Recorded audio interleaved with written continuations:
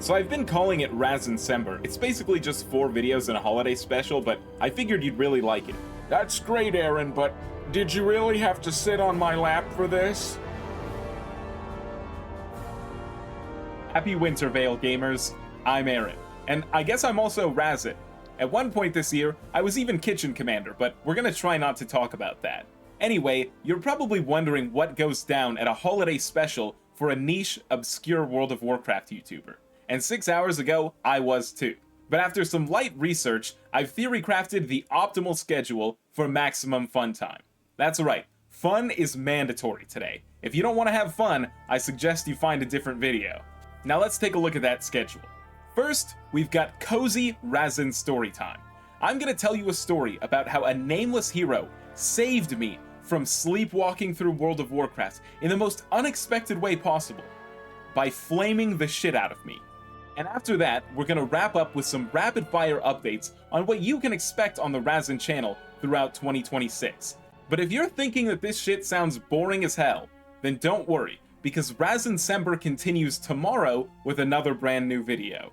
And I'm gonna be honest, the editing today is pretty low-key, because this Razzuncember thing might be a bit more than I could chew. So I guess we'll just get right into it. Grab your cocoa, because I'm taking you all the way back to Cataclysm. It's difficult to describe just how big of a noob I was when I first started playing World of Warcraft. See, I discovered this game from a friend whose mom played all the time back in the Burning Crusade. My experience for about the first year was only watching my friend play at his house, because anytime it was my turn to play, something would suspiciously come up and we'd have to either get off the game or do something outside. But when I did get to play, it was magical, and I use the term play very loosely here, because for my friend and I, our routine was basically this. We would make a new character. It didn't matter which race, but it had to be Alliance, because we were huge bitches and the Horde was really scary. We'd take that new character to about level 3 or 4, depending on how much we were feeling it. And on the rare occasion we would make it out of the starting zone, we would immediately get lost until we just deleted the character and started over. And the world was so amazing to us at the time. I remember one time I saw Duskwood from across the river, and I thought it was the scariest thing I'd seen in my life. My friend, though more experienced than me, was equally clueless. But he would still mesmerize me with shit that he completely made up, like the fact that his hunter had tamed a pet shark, and that the Lich King lived in a pool of lava in the Burning Steppes. See, I didn't really have like a gaming PC or a PC at all at home, so World of Warcraft wasn't really in the cards for me until my mom brought home the shittiest work laptop you could possibly imagine. I fucking begged just to download the free trial. I would have done anything. Don't get me wrong, WoW is really cool, but I think a big part of the magic of childhood is just how mesmerized you get by really simple things. Like, you could go to GameStop as a kid and you could see some dumb shit like Thor 2, the movie, the video game, and think that that shit was gonna change your life. But anyway, after wearing my mom down enough, I got the game. And my friend and I decided that these next characters weren't just gonna leave the starting zone. They were gonna make it all the way to the max level. So I hit up the character selection and I made what any 11-year-old noob would make. A female night elf hunter. So while I roll through these screenshots of my first character experience, I gotta explain to you how shit my setup actually was. See, I mentioned this work laptop was terrible. I'm talking 15 FPS on the best days. I wasn't allowed to install games on it, so my only USB port was taken up by an external hard drive that was running the game. And my dumbass was not smart enough to figure out key binding, so I was clicking on every single spell using the laptop trackpad. I have a very explicit memory of being in Scholomance, where you fight the gargoyle boss, and suddenly realizing that there were more USB ports on the other side of the laptop. I mentioned I was a dumbass, right? See, I wanted nothing more than to be a Blood Death Knight, because to me that sounded sick. I didn't know it was a tank spec, and I definitely didn't want to tank. I had no DPS meters either. All I did was just press the first 2 buttons on my keyboard over and over again, which was Heart Strike and Death Strike. That was my gaming experience. Heart Strike, Death Strike, Heart Strike, Death Strike, for the entire journey until our eventual max level. And while it took us like 6 months or more, we did eventually hit max level just in time for absolute peak content, Dragon Soul LFR. But first, we were gonna have to gear up, and that meant queuing for end time heroics. I had to have been griefing these constantly, because I was queuing up for them all the time. And after like 30 dungeons, I don't think I pressed a non-heart strike or death strike more than once or twice. And that went pretty smoothly until one fateful day. There was a chill in the air, and we had just defeated the Echo of Sylvanas. A rogue in our group pipes up. He says, "Death Knight." And honestly, I got a little excited. Was he talking to me? Did I do something good? I asked him what was up, and to this day, almost 15 years later, I still remember exactly what he said. He said, "You do less damage than I do on my level 80 mage." Naked. I didn't know if this was true. I had no damage meter. But before I could actually think about it, I was instantly teleported out of the dungeon. I thought it was a bug until I saw the deserter debuff, which, when you're a 12-year-old, is basically the same thing as getting put in timeout. And I'm not gonna lie, I cried, especially once I found out that my friend actually voted to kick me so that they wouldn't kick him instead. But we were 12, so you can't really hold these things against us. I was heartbroken, and the next day when I returned to my end time dungeons, I remember I was in the last one and we were coming up on the worm boss. I was hitting my heart strike, death strike, but my heart just wasn't in it. I remember every time I smacked something just thinking, I don't do any damage. And I remember being halfway through this worm boss and realizing, wait a second, I have runic power. It was like my brain instantly grew 3 sizes. It's like evolving in Spore and you watch your little dumbass's brain get grown. And you might think that I'm about to tell you that this catapulted me into World of Warcraft's greatness. Hell no, I was shit for at least like 6 more years. But when you're going from like top 3 worst players of all time to average Dragon Soul LFR raider, that's still a pretty big increase. And I think the fact that I still remember exactly what this guy said to me almost 14 years later really just goes to show that him choosing to be a toxic asshole kind of saved me.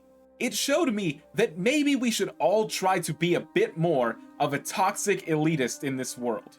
That must be the true lesson of Winter Veil.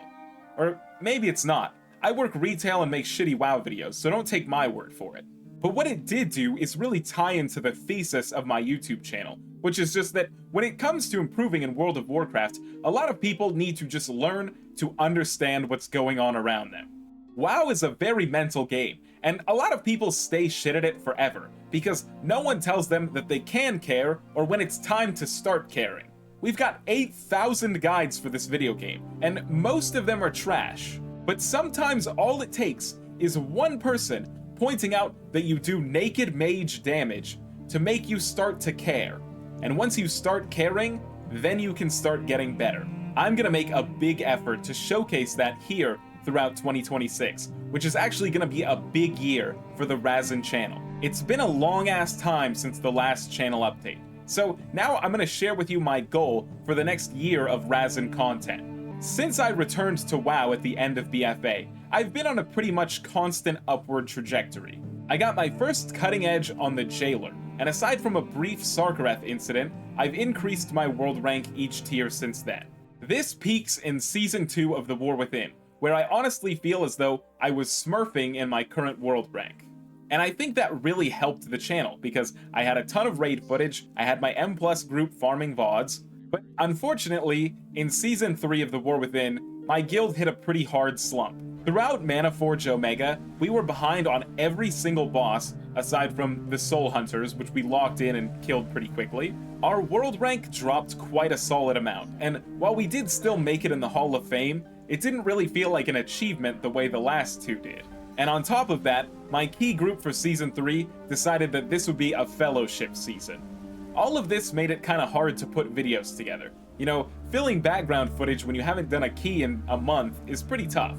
So after some post-prog soul searching, I realized that my guild slumping kind of put me in a slump as well.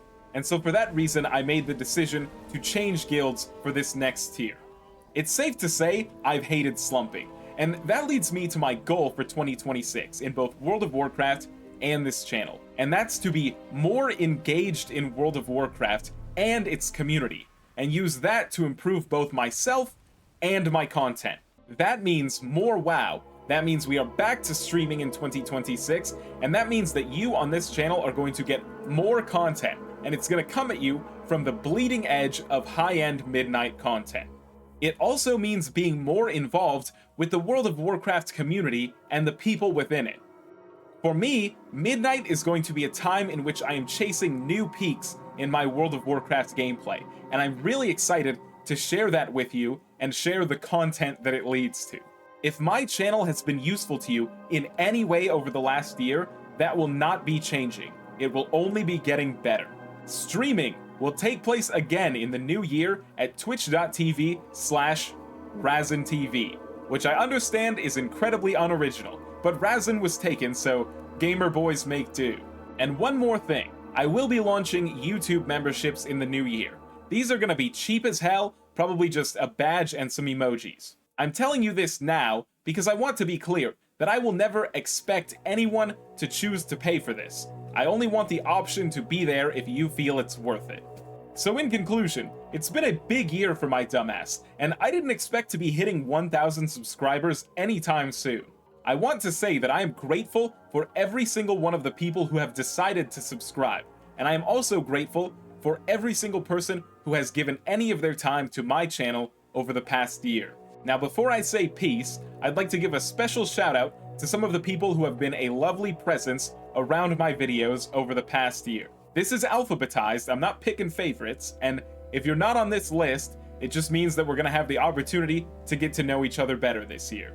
So, special thanks to Chris from Development, Coca-Cola, E-Dizzle, FJL Goat, Fatman Hero, Funny Cat Hee, Guides, Greg Tess, Guardian7284, Scrapfall, and Rax1E352. And another special thanks to every single person who opened one of my early videos, where the fucked up lighting had me looking like Lothraxian, and did not immediately take to the comments to insult me. Alright, I've yapped long enough.